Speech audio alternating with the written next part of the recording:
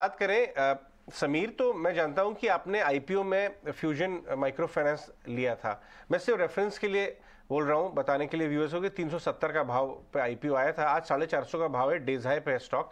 लेकिन मैं ये बात कर रहा हूं कि माइक्रो फाइनेंस कंपनियों के रिजल्ट्स बहुत तगड़े आ रहे हैं। अभी स्पंदना स्फूर्ति ने बहुत अच्छे नंबर्स दिए, कुछ और कंपनी मास फाइनेंशियल ने 25% ग्रोथ की गाइडेंस दी।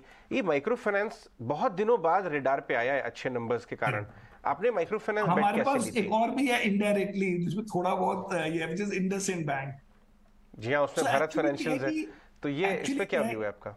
माइक्रो फाइनेंस का बिग पिक्चर स्टोरी है कि वो 4-5 साल स्टॉक्स अच्छा करते हैं एंड फिर कहीं पे कोई प्रॉब्लम हो जाती है, कहीं फ्लड आ गया, कहीं पे पॉलिटिशियन ने कुछ बोल दिया, कहीं इलेक्शन हो गए, लेकिन अदरवाइज वो बिजनेस अच्छा है क्योंकि ऑब्वियसली मार्जिन अच्छी है। एंड सेकेंड थिंग इज, अगर एज अ कंपनी आप वहां उस जगह में, उस विलेज में, उस एरिया में हो और सबको पता है कि जब आप पहले 30,000 रुपए के लोन को वापस कर देंगे तो आपको ये आपका एक नंबर बढ़ा के कहेंगे जी अब आपको 50,000 रुपए का लोन मिलेगा, तो the public is also understood it, तो उसका नीड भी क्लियर है।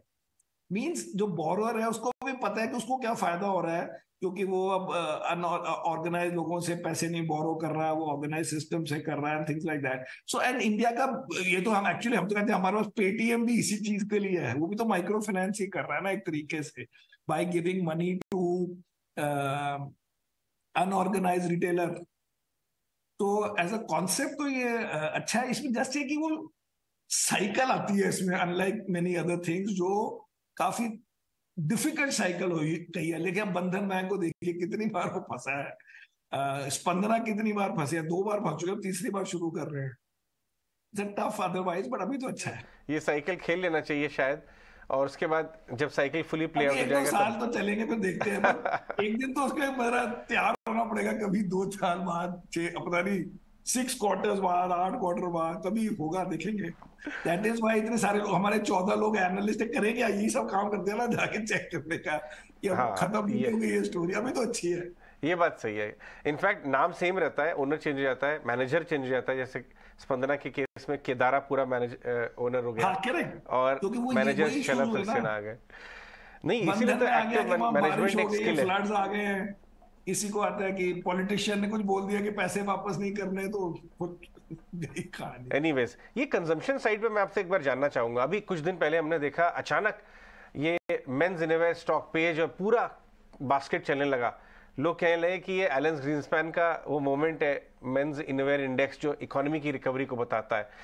उसके बाद हमने देखा वरुण बेवरेज देवयानी मॉडल चलने लगा, क्योंकि लोग बहुत बाहर जाके खर्चा कर रहे हैं। और लेकिन जब एफएमसीजी कंपनी के नंबर्स आए तो वॉल्यूम में वो रिफ्लेक्शन नहीं हुआ। आप कैसे देख रहे हैं? आपने कौन सा पार्ट ले रखा है अपने बास्केट में कंजम्पशन का? हमारे पास ये जो हमारा हिट रहा है लास्ट 2019 से 5.5 टाइम हो चुका है, वो है वरुण बेवरेज। करेक्ट। लेकिन पॉइंट इसके, आप एक एक स्टॉक को ऐसे नाम से लेना बड़ा मुश्किल काम है, क्योंकि हम लेते हैं 20 स्टॉक अलग अलग सेक्टर्स के, उसमें नॉर्मली 10-12 चल जाए और 2-4 बड़े खराब हो जाए और 3-4 प्लस माइनस मार्केट चल जाए तो हमारा काम हो गया। अब उसमें क्या होता है, किसी को नहीं पता होता कि किसका नंबर आएगा। जैसे वरुण बेवरेज हमने 2019 में लिया कि चलो जी ये पेप्सी का बॉटलर है, इसको साउथ की टेरिटरी मिल गई है, साउथ में उसका मार्केट शेयर कम है, साउथ में उसकी मार्जिन कम है पेप्सी की। तो जब उन्होंने वरुण बेवरेज को वो दी तो वो उसने कहा जी हम बढ़ा लेंगे क्योंकि हमारा रेस्ट ऑफ रीजन में ये मार्जिन है, रेस्ट ऑफ रीजन में ये मार्केट शेयर है, मतलब उसकी टेरिटरीज में, नॉर्थ में। अब उसके बाद किसी को ये इस चीज से स्टॉक नहीं चला।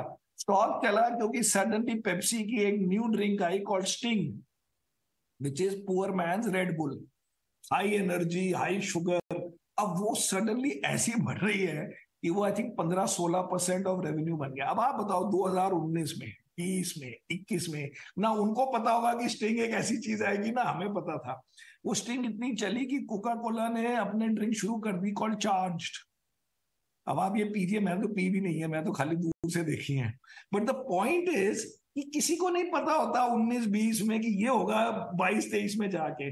हर स्टॉक में आप देख लीजिए, कोविड के बाद वो जब स्टॉक्स गिरे तो हमने ये 2 होटल स्टॉक्स ले लिए। किसी को बड़ा पता था कि वैक्सीन कब आएगी, इंडियंस को वैक्सीन मिलेगी कि नहीं मिलेगी, बट आपको पता था कि अब ये सेक्टर वैसे अच्छा है, ये डिसरप्ट नहीं होगा, और हम 20-25 स्टॉक के साथ बेट कर रहे हैं, उसमें हमने क्योंकि गंदी चीजें हटा दी हैं, ये चेक कर लिया, फाइनेंशियल चेक कर लिया, उसके बाद सब मिलके भगवान का नाम लेंगे, और उसमें अपने आप चल जाती है कुछ चीजें, हम कहते हैं देखो जी हमारे पास थी अच्छा, बाय द वे